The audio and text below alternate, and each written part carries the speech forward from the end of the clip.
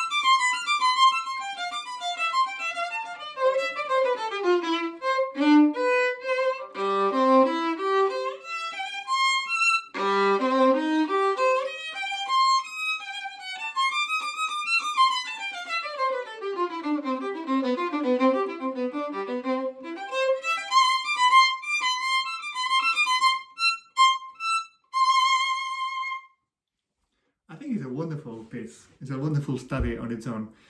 It almost sounds a little bit operatic, like a Mozart aria or a fanfare of some sort. Anyway, it's a lovely piece. The reason I played it fast is because I believe when it's played at that speed, it means that we really integrated the fingering and the positions. So obviously practice it slowly to start with, but eventually it needs to be at the speed more or less like this. So start with the C major arpeggio,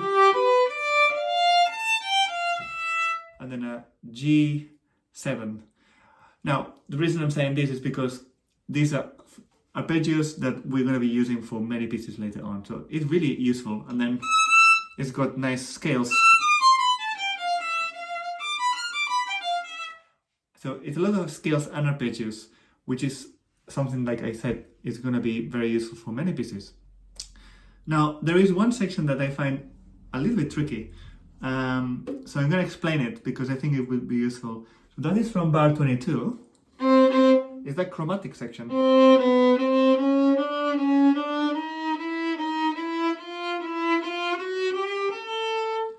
Now, just to be clear, because we need to stay in fourth position, second position for this section, what we're going to do is we're going to repeat fingers. Same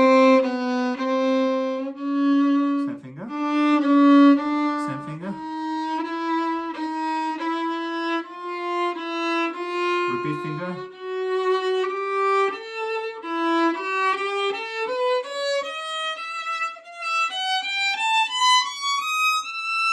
so in that way we don't get out of the position.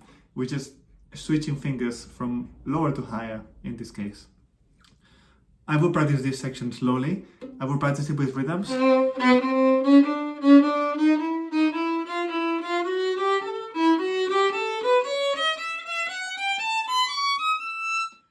the opposite as well.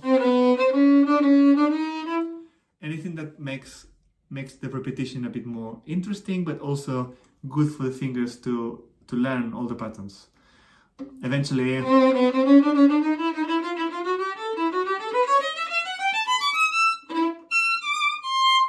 need to practice this a bit more. I still have to think a bit too much what is coming next. But any sections that you find tricky, just piece them out, use 1 or 2 bars at a time, and just go over and over and over again. Make a box if you need to do it. Hope this is useful. If you like this, there's going to be more interesting studies like this.